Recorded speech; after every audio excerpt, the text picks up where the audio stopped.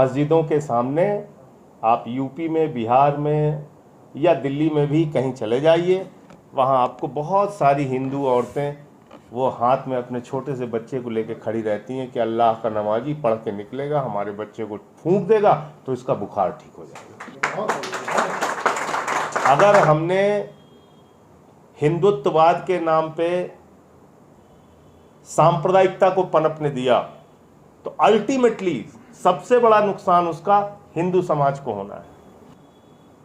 अगर बेरोजगारी बढ़ेगी तो मान लीजिए हिंदू सबसे ज्यादा है तो हिंदू को सबसे ज्यादा नुकसान है उसका।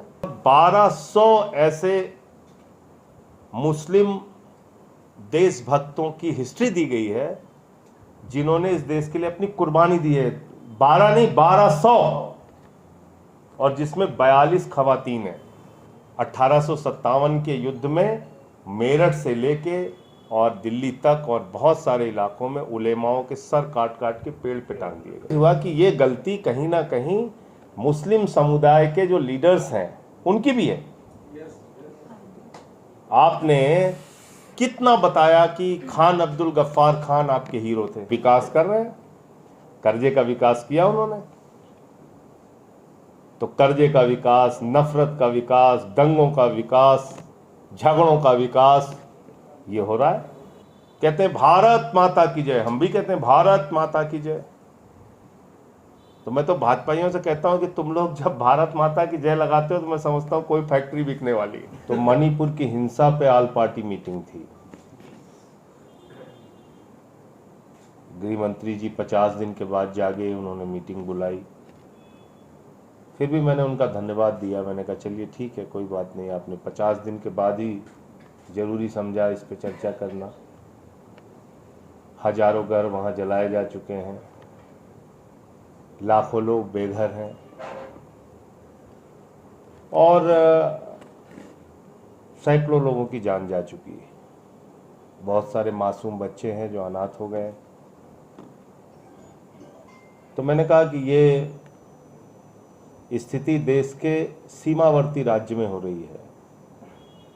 50 दिन हो गए, भारत के प्रधानमंत्री जो हर विषय पे बोलते हैं, एक शब्द मणिपुर का मां उनके मुंह से नहीं निकला। ये बहुत ही दुर्भाग्यपूर्ण बात है। और मैंने कहा कि खबरें आती हैं कि साहब चर्च जलाए गए, वहां मंदिर तोड़े गए, मंदिर जलाए गए।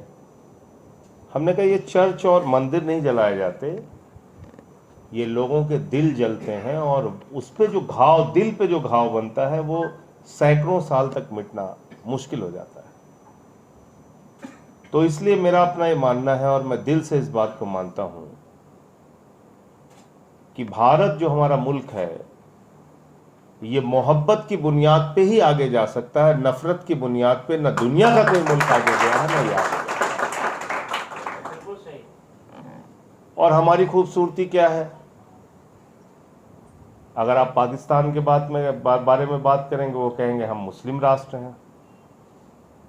आप नेपाल के बारे में बात करेंगे वो कहेंगे हम एक बार हिंदू राष्ट्र बने फिर हम अब हिंदू राष्ट्र नहीं हैं।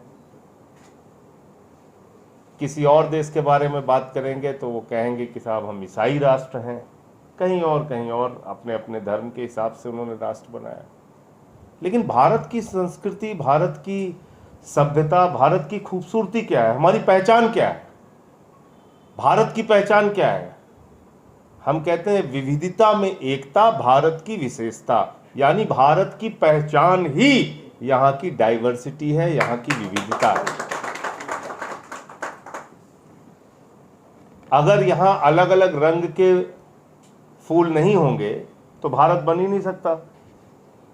यहाँ हिंदू भी हैं, यहाँ मुसलमान भी हैं, यहाँ सिख भी हैं, यहाँ ईसाई भी हैं, यहाँ बौद्ध भी हैं, यहाँ जैन भी हैं। अलग अलग धर्मों के लोग हैं, अलग अलग भाषाओं के लोग हैं। एक भाषा नहीं बोली जाती भारत में। नॉर्थ में अलग भाषा बोली जाती है, साउथ में अलग भाषा बोली जाती है, नॉर्थ ईस्ट में अलग भाषा बोली जाती है, वेस्ट में अलग। तो अलग अलग भाषाओं से बना हुआ देश है, अलग अलग सभ्यताओं से, संस्कृतियों से बना हुआ देश है। तो अब इसमें रोज हम झगड़े कराते रहें तो इसका फायदा क्या है, हमें ये सोचना चाहिए। एक सोसाइटी के तौर पे, एक समाज के तौर पे हमें कम से कम, अगर हमें ऊपर वाले ने दिमाग दिया, या तो हम जानवर होते, दिमाग नहीं होता, कुछ सोचते समझते नहीं, चलो भाई भेड़ों की तरह जहाँ कूदना है कूद पड़ो, जहाँ लड़ना है लड़ मरो। लेकिन अगर हमें ऊपर वाले ने दिमाग दिया है, सोचने समझने की शक्ति दी है, तो कम से कम इतना तो हम सोच सकते हैं कि हम आगे कैसे बढ़ेंगे।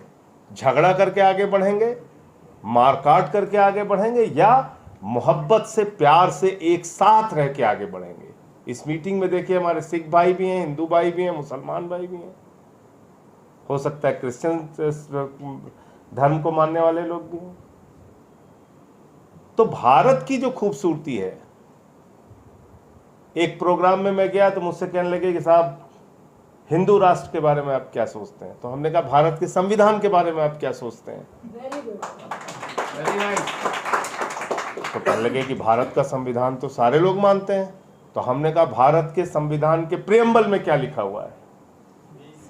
तो कहने लगे कि साहब आप कहना क्या चाहते हैं? हमने कहा भारत के संविधान की जो मूल आत्मा है, उसका प्रियम्बल जो है, उसमें क्या लिखा हुआ है? उसमें लिखा है भारत एक सेकुलर राष्ट्र है, भारत एक धर्मनिरपेक्ष राष्ट्र है, यहाँ सभी धर्म के लोग आपस में एक साथ मिलकर समान अधिकार के साथ रह सकते हैं। ये हमारे कॉन्स्टिट्यूशन का प्रियम्बल कहता है। आप कॉन्स्टिट्यूशन मानते हैं कि नहीं मानते हैं? अब वो मीडिया वाले आदमी थे और बड़ा चैनल था राष्ट्रीय, तो घबरा गए। कुछ एडिटर्स आए थे, उन्होंने कहा आपका क्वेश्चन जो है वो अनकॉन्स्टिट्यूशनल है, ये आपका सवाल गैर संवैधानिक सवाल है, ये सवाल बुनियादी तौर पे आप संविधान के खिलाफ पूछ रहे हैं। तो वो चुप हो गए। बड़े रिपोर्टर थे, मैं नाम नहीं बताऊंगा। फिर उन्होंने क्या किया कि क्योंकि जवाब उनके मुताबिक उनको नहीं मिला, तो जब उन्होंने प्रोग्राम का प्रसारण किया तो वो हिस्सा काट दिया। तो ये तो मीडिया का हाल है, ये मीडिया का हाल है। भारत का संविधान जिसके ऊपर हाथ रखकर भारत के प्रधानमंत्री से लेके एक एक सांसद और विधायक शपथ लेते हैं, हमारी प्रतिबद्धता सबसे पहले उस संविधान के प्रति है जो बाबा साहब डॉक्टर अम्बेडकर ने। और कोई भी इसको छेड़छाड़ करने की कोशिश करे, उसके खिलाफ हमें खड़ा होना है। दिल्ली के कॉन्स्टिट्यूशनल राइट छीने गए, सुप्रीम कोर्ट ने फैसला दिया, उस अधिकार को छीना गया। 5 जजों की पीठ ने फैसला दिया कि भाई दिल्ली में एक चुनी हुई सरकार है, उस सरकार को पूरा अधिकार होना चाहिए ट्रांसफर पोस्टिंग का। 8 दिन के अंदर उसको बदल दिया गया। 5 जज के सुप्रीम कोर्ट के फैसले को 8 दिन में बदल दिया गया। अब हॉस्पिटल बनाना है केजरीवाल जी को, स्कूल बनाना है केजरीवाल जी को, और प्रिंसिपल रखना है मोदी जी को, डॉक्टर रखना है मोदी जी को, सड़कें बनानी है केजरीवाल जी को, और जेई और इंजीनियर और चीफ इंजीनियर रखना है मोदी जी को। ट्रैफिक का संचालन और बसें चलानी है केजरीवाल जी को। मस्जिदों के सामने आप यूपी में, बिहार में या दिल्ली में भी कहीं चले जाइए, वहाँ आपको बहुत सारी हिंदू औरतें वो हाथ में अपने छोटे से बच्चे को लेकर खड़ी रहती हैं कि अल्लाह का नमाजी पढ़ के निकलेगा, हमारे बच्चे को फूंक देगा तो इसका बुखार ठीक हो जाएगा। अगर हमने हिंदुत्ववाद के नाम पे सांप्रदायिकता को पनपने दिया, तो अल्टीमेटली सबसे बड़ा नुकसान उसका हिंदू समाज को होना है। अगर बेरोजगारी बढ़ेगी तो मान लीजिए हिंदू सबसे ज्यादा है, तो हिंदू को सबसे ज्यादा नुकसान है उसका। 1200 ऐसे मुस्लिम देशभक्तों की हिस्ट्री दी गई है जिन्होंने इस देश के लिए अपनी कुर्बानी दी है। 12 नहीं, 1200, और जिसमें 42 खवातीन हैं। 1857 के युद्ध में मेरठ से लेके और दिल्ली तक और बहुत सारे इलाकों में उलेमाओं के सर काट काट के पेड़ पे टांग दिए गए। हुआ कि ये गलती कहीं ना कहीं मुस्लिम समुदाय के जो लीडर्स हैं उनकी भी है। आपने कितना बताया कि खान अब्दुल गफ्फार खान आपके हीरो थे, विकास कर रहे हैं, कर्जे का विकास किया उन्होंने। तो कर्जे का विकास, नफरत का विकास, दंगों का विकास, झगड़ों का विकास ये हो रहा है। कहते हैं भारत माता की जय, हम भी कहते हैं भारत माता की जय। तो मैं तो भाजपाइयों से कहता हूं कि तुम लोग जब भारत माता की जय लगाते हो तो मैं समझता हूं कोई फैक्ट्री बिकने वाली है। तो मणिपुर की हिंसा पे ऑल पार्टी मीटिंग थी। गृह मंत्री जी 50 दिन के बाद जागे, उन्होंने मीटिंग बुलाई। फिर भी मैंने उनका धन्यवाद दिया। मैंने कहा चलिए ठीक है, कोई बात नहीं, आपने 50 दिन के बाद ही जरूरी समझा इस पे चर्चा करना। हजारों घर वहां जलाए जा चुके हैं, लाखों लोग बेघर हैं और सैकड़ों लोगों की जान जा चुकी है। बहुत सारे मासूम बच्चे हैं जो अनाथ हो गए। तो मैंने कहा कि ये स्थिति देश के सीमावर्ती राज्य में हो रही है। 50 दिन हो गए, भारत के प्रधानमंत्री जो हर विषय पे बोलते हैं, एक शब्द मणिपुर का मां उनके मुंह से नहीं निकला। ये बहुत ही दुर्भाग्यपूर्ण बात है। और मैंने कहा कि खबरें आती हैं कि साहब चर्च जलाए गए, वहाँ मंदिर तोड़े गए, मंदिर जलाए गए। हमने कहा ये चर्च और मंदिर नहीं जलाए जाते, ये लोगों के दिल जलते हैं और उस पे जो घाव, दिल पे जो घाव बनता है वो सैकड़ों साल तक मिटना मुश्किल हो जाता है। तो इसलिए मेरा अपना ये मानना है और मैं दिल से इस बात को मानता हूं कि भारत जो हमारा मुल्क है ये मोहब्बत की बुनियाद पे ही आगे जा सकता है। नफरत की बुनियाद पे न दुनिया का कोई मुल्क आगे गया है, न ये आगे गया। और हमारी खूबसूरती क्या है? अगर आप पाकिस्तान के बारे में बात करेंगे, वो कहेंगे हम मुस्लिम राष्ट्र हैं। आप नेपाल के बारे में बात करेंगे, वो कहेंगे हम एक बार हिंदू राष्ट्र बने, फिर हम अब हिंदू राष्ट्र नहीं हैं। किसी और देश के बारे में बात करेंगे तो वो कहेंगे कि साहब हम ईसाई राष्ट्र हैं। कहीं और अपने अपने धर्म के हिसाब से उन्होंने राष्ट्र बनाया। लेकिन भारत की संस्कृति, भारत की सभ्यता, भारत की खूबसूरती क्या है? हमारी पहचान क्या है? भारत की पहचान क्या है? हम कहते हैं विविधता में एकता, भारत की विशेषता। यानी भारत की पहचान ही यहाँ की डाइवर्सिटी है, यहाँ की विविधता है। अगर यहाँ अलग अलग रंग के फूल नहीं होंगे तो भारत बन ही नहीं सकता। यहाँ हिंदू भी हैं, यहाँ मुसलमान भी हैं, यहाँ सिख भी हैं, यहाँ ईसाई भी हैं, यहाँ बौद्ध भी हैं, यहाँ जैन भी हैं। अलग अलग धर्मों के लोग हैं, अलग अलग भाषाओं के लोग हैं। एक भाषा नहीं बोली जाती भारत में। नॉर्थ में अलग भाषा बोली जाती है, साउथ में अलग भाषा बोली जाती है, नॉर्थ ईस्ट में अलग भाषा बोली जाती है, वेस्ट में अलग। तो अलग अलग भाषाओं से बना हुआ देश है, अलग अलग सभ्यताओं से, संस्कृतियों से बना हुआ देश है। तो अब इसमें रोज हम झगड़े कराते रहे तो इसका फायदा क्या है? हमें ये सोचना चाहिए। एक सोसाइटी के तौर पे, एक समाज के तौर पे हमें कम से कम, अगर हमें ऊपर वाले ने दिमाग दिया, या तो हम जानवर होते, दिमाग नहीं होता, कुछ सोचते समझते नहीं, चलो भाई भेड़ों की तरह जहां कूदना है कूद पड़ो, जहां लड़ना है लड़ मरो। लेकिन अगर हमें ऊपर वाले ने दिमाग दिया है, सोचने समझने की शक्ति दी है, तो कम से कम इतना तो हम सोच सकते हैं कि हम आगे कैसे बढ़ेंगे। झगड़ा करके आगे बढ़ेंगे, मारकाट करके आगे बढ़ेंगे, या मोहब्बत से, प्यार से एक साथ रह के आगे बढ़ेंगे। इस मीटिंग में देखिए हमारे सिख भाई भी हैं, हिंदू भाई भी हैं, मुसलमान भाई भी हैं, हो सकता है क्रिश्चियन धर्म को मानने वाले लोग भी हैं। तो भारत की जो खूबसूरती है, एक प्रोग्राम में मैं गया तो मुझसे कहने लगे कि साहब हिंदू राष्ट्र के बारे में आप क्या सोचते हैं? तो हमने कहा भारत के संविधान के बारे में आप क्या सोचते हैं? Very nice. तो कहने लगे कि भारत का संविधान तो सारे लोग मानते हैं। तो हमने कहा भारत के संविधान के प्रियम्बल में क्या लिखा हुआ है? तो कहने लगे कि साहब आप कहना क्या चाहते हैं? हमने कहा भारत के संविधान की जो मूल आत्मा है, उसका प्रियम्बल जो है, उसमें क्या लिखा हुआ है? उसमें लिखा है भारत एक सेकुलर राष्ट्र है, भारत एक धर्मनिरपेक्ष राष्ट्र है, यहाँ सभी धर्म के लोग आपस में एक साथ मिलकर समान अधिकार के साथ रह सकते हैं। ये हमारे कॉन्स्टिट्यूशन का प्रियम्बल कहता है। आप कॉन्स्टिट्यूशन मानते हैं कि नहीं मानते हैं? अब वो मीडिया वाले आदमी थे और बड़ा चैनल था राष्ट्रीय, तो घबरा गए। कुछ एडिटर्स आए थे, उन्होंने कहा आपका क्वेश्चन जो है वो अनकॉन्स्टिट्यूशनल है, ये आपका सवाल गैर संवैधानिक सवाल है, ये सवाल बुनियादी तौर पे आप संविधान के खिलाफ पूछ रहे हैं। तो वो चुप हो गए। बड़े रिपोर्टर थे, मैं नाम नहीं बताऊंगा। फिर उन्होंने क्या किया कि क्योंकि जवाब उनके मुताबिक उनको नहीं मिला, तो जब उन्होंने प्रोग्राम का प्रसारण किया तो वो हिस्सा काट दिया।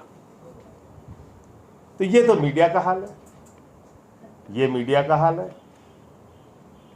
भारत का संविधान जिसके ऊपर हाथ रखकर भारत के प्रधानमंत्री से लेके एक एक सांसद और विधायक शपथ लेते हैं, हमारी प्रतिबद्धता सबसे पहले उस संविधान के प्रति है जो बाबा साहब डॉक्टर अम्बेडकर ने। और कोई भी इसको छेड़छाड़ करने की कोशिश करे, उसके खिलाफ हमें खड़ा होना है। दिल्ली के कॉन्स्टिट्यूशनल राइट छीने गए, सुप्रीम कोर्ट ने फैसला दिया, उस अधिकार को छीना गया। 5 जजों की पीठ ने फैसला दिया कि भाई दिल्ली में एक चुनी हुई सरकार है, उस सरकार को पूरा अधिकार होना चाहिए ट्रांसफर पोस्टिंग का। 8 दिन के अंदर उसको बदल दिया गया। 5 जज के सुप्रीम कोर्ट के फैसले को 8 दिन में बदल दिया गया। अब हॉस्पिटल बनाना है केजरीवाल जी को, स्कूल बनाना है केजरीवाल जी को, और प्रिंसिपल रखना है मोदी जी को, डॉक्टर रखना है मोदी जी को, सड़कें बनानी है केजरीवाल जी को, और जेई और इंजीनियर और चीफ इंजीनियर रखना है मोदी जी को। ट्रैफिक का संचालन और बसें चलानी है केजरीवाल जी को, और उसमें जो ड्राइवर से लेके कंडक्टर से लेके और ट्रांसपोर्ट डिपार्टमेंट के अधिकारियों को, तो ये है। ये इतना परेशान। अभी तो उन्होंने कह दिया जितने बोर्ड बनेंगे, वह बोर्ड से लेके सारे बोर्ड वो भी मोदी जी बनाएंगे, यानी कि उनका बैठा हुआ एलजी। हम नहीं बना सकते चुनी हुई सरकार। तो दिल्ली में 70 में से 62 सीट जिस पार्टी को मिली हो, उसके हर काम में रोड़ा अटकाना, हर काम में रोक लगाना, क्यों? क्योंकि मैं बार बार इस बात को कहता हूं, जो लोग आज देश की सत्ता में हैं वो दुनिया की सबसे बड़ी नफरत की फैक्ट्री हैं। अगर इस फैक्ट्री के ऊपर ताला नहीं लगाया गया तो ये मुल्क आगे नहीं बढ़ सकता। और इसको सबको मिलकर इस फैक्ट्री के ऊपर ताला लगाना पड़ेगा। अगर हम अपनी संस्कृति को, अपनी एकता को, अपने भाईचारे को, अपनी गंगा जमनी तहजीब को आगे लेके जाना चाहते हैं। ये एक ऐसा देश है, यहाँ आप चले जाइए अमृतसर स्वर्ण मंदिर में, आपको सभी धर्मों के लोग जाएंगे वहाँ पे मत्था टेकने के लिए। जाते नहीं जाते बताइए? मुस्लिम भी जाते हैं, हिंदू भी जाते हैं, सिख भी जाते हैं। वहाँ चले जाइए, आपको लंगर जहाँ पे चल रही होती है सारे लोग बैठ के खाते हैं एक साथ। यहाँ पे सूफीज़म को मानने वाली बहुत बड़ी जमात है। दरगाहों पे चले जाइए, आपको मुस्लिम से ज़्यादा हिंदू मिलेंगे वहाँ पे। आप चले जाइए देखिए आप। मैं गया एक बार देवा शरीफ, हमारे यहाँ यूपी के अंदर है, तो मैं पहुंचा दरगाह पे, तो कहने लगे कि साहब अभी यहाँ पे आरती होगी। तो मैंने कहा आरती होगी दरगाह पे? तो मैं थोड़ा सा, देखिए भारत कितना खूबसूरत देश है, इसको समझना होगा। हो सकता है हम किसी चीज को माने ना माने, वो एक अलग बात है।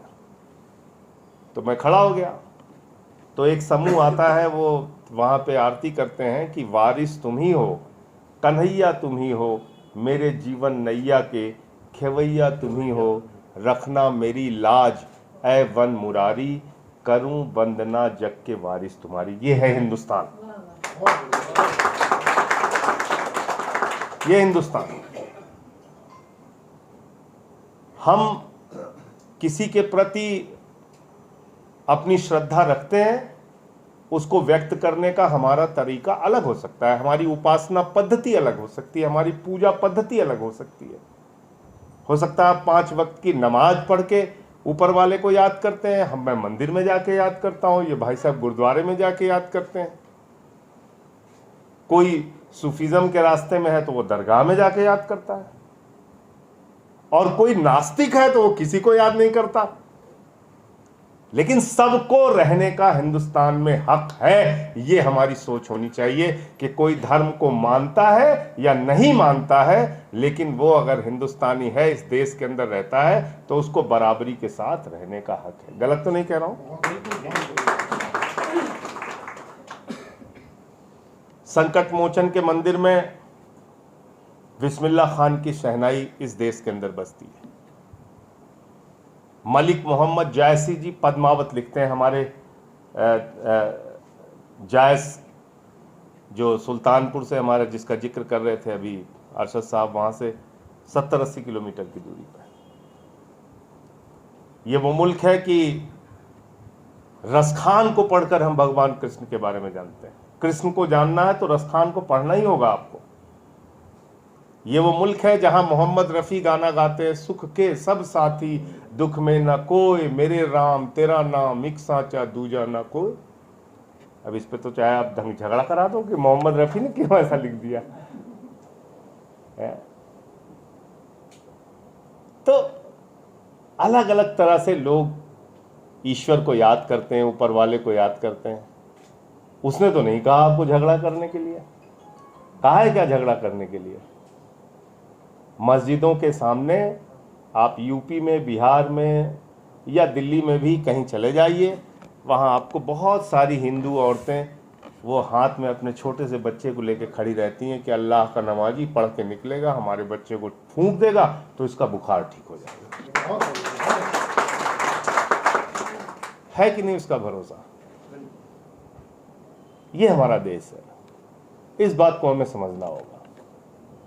एक ऐसा देश है जिसको कुछ लोग बिगाड़ने पे लगे हुए हैं, जिनका मकसद है कि सिर्फ झगड़े हो। मैंने तो उनका नाम भी रख दिया भारतीय झगड़ा पार्टी। मैंने कहा अपने मोहल्ले में मत बुलाया करो, नहीं झगड़ा हो जाएगा। और मैं तो सोचता हूं कई बार कि भाई रात में नींद कैसे आती है इन लोगों को। भाई आप प्यार से रहिए, मोहब्बत से रहिए, आराम से जाके सोइए, घर में कोई चिंता नहीं। अब कोई आदमी नफरतों से भरा हुआ हो तो पंखा देख के भी रात में पता चला उस पर चप्पल फेंकने लगेगा। तो ये जो मानसिकता जो फैलाई जा रही है व्हाट्सएप के जरिए, टीवी के जरिए, सोशल मीडिया के जरिए। अब देखिए हम लोग हैं, अगर एक साधारण सा किसी, अभी जैसे मैं कह दूं कि आले मोहम्मद को जन्मदिन की बधाई, 500 गाली नीचे दे देते हैं। तो कितना वक्त है देखिए आप उनके पास गाली गलौज के लिए। कुछ भी मतलब आप कोई भी एक मतलब मौसम का हाल भी मैं डाल दूं तो उसमें भी गाली देने आ जाते हैं। इसी काम में लगे हुए हैं। ये मुल्क तरक्की कैसे करेगा, ये हम लोगों की चिंता का विषय है। आज कहां हम जा रहे हैं, और ऐसे जंजाल में हमें उलझा दिया गया है कि हम अपने बारे में सोच भी नहीं पाते, जरा सा भी नहीं सोच पाते। मुझे ये सबसे दुर्भाग्यपूर्ण बात लगती है कि हम अपने बारे में सोचने का वक्त ही नहीं पा रहे हैं।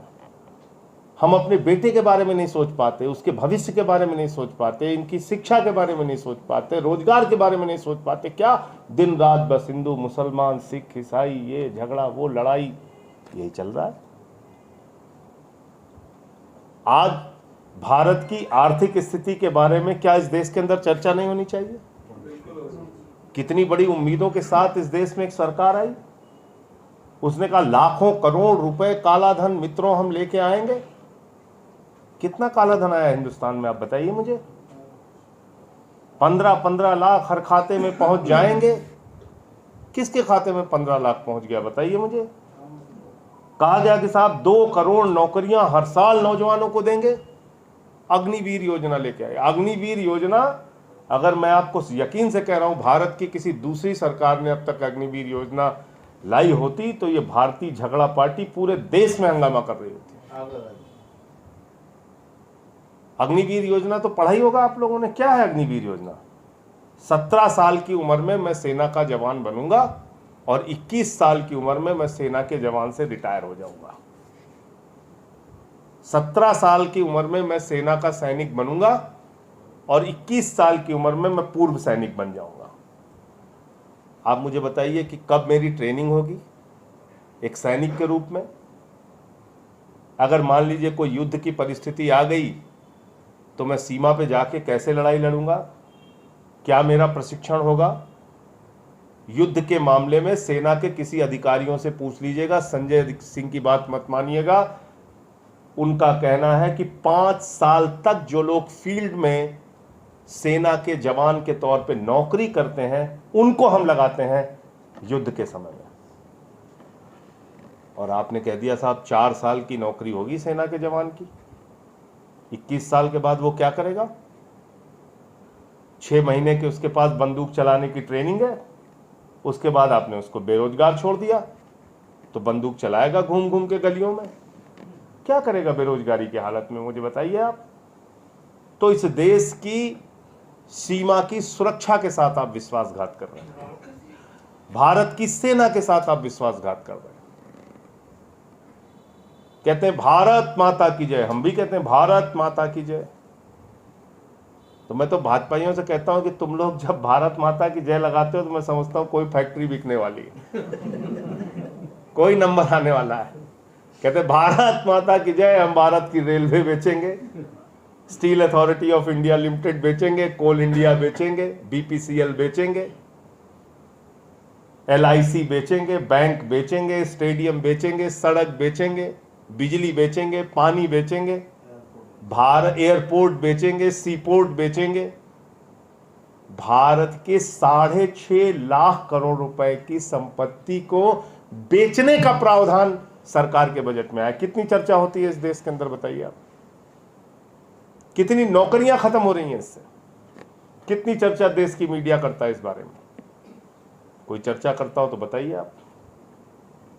बोले थे साहब हम किसानों को फसल का दाम 2 गुना कर देंगे, आज तक नहीं हुआ।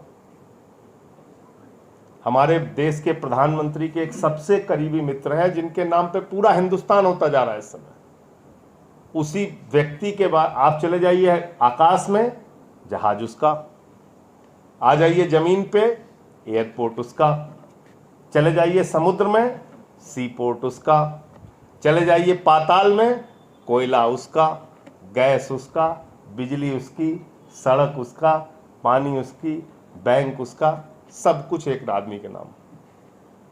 और कर्जा कितना है मालूम है आपको? 2.5 लाख करोड़ रुपए का कर्जा एक व्यक्ति को मिला है। 2.5 लाख रुपए का नहीं सोच रहे, 2.5 लाख रुपए आले भाई, 2.5 लाख करोड़। मैं बोलूं तो लिख दो, जीरो जीरो लगाते लगाते थक जाओगे, जीरो लगाते लगाते थक जाओगे। 2.5 लाख करोड़ रुपए का कर्जा दिया उस व्यक्ति। कितनी चर्चा होती है हिंदुस्तान में। 2.5 लाख करोड़ रुपए हिंदुस्तान के नौजवानों को रोजगार देने के लिए लगा दिया जाए तो मैं समझता हूं कि इस देश से एक बड़े बेरोजगारी के संकट को आप खत्म कर सकते हैं। नहीं करना है तो इसलिए मैं आपसे ये कहना चाह रहा हूं कि आज पूरे देश को ऐसे मसलों में, भारत के प्रधानमंत्री जब प्रधानमंत्री बने तो उसके पहले 14 लोग भारत के प्रधानमंत्री बने। अब कितना विकास किया इन्होंने आप सोचिएगा, और इसको बताइए भी लोगों को। भारत के 14 प्रधानमंत्रियों ने मिलकर तो देश के ऊपर कर्ज का विकास किया 55 लाख करोड़ रुपए। तो वो तो कम विकास कर पाए, 14 लोग मिलकर जितना काम नहीं कर पाए उतना अकेले मोदी जी ने किया। सोचिएगा 14 प्रधानमंत्रियों ने भारत के ऊपर कर्जा लादा 55 लाख करोड़ रुपए का, अकेले मोदी जी ने 100 लाख करोड़ का कर्जा लिया, भारत का कर्जा बढ़ा के 155 लाख करोड़ रुपए कर दिया। अब बताइए तरक्की की कि नहीं की? उन्होंने कह रहे हैं विकास कर रहे हैं, कर्जे का विकास किया उन्होंने। तो कर्जे का विकास, नफरत का विकास, दंगों का विकास, झगड़ों का विकास, ये हो रहा है। तो इसके खिलाफ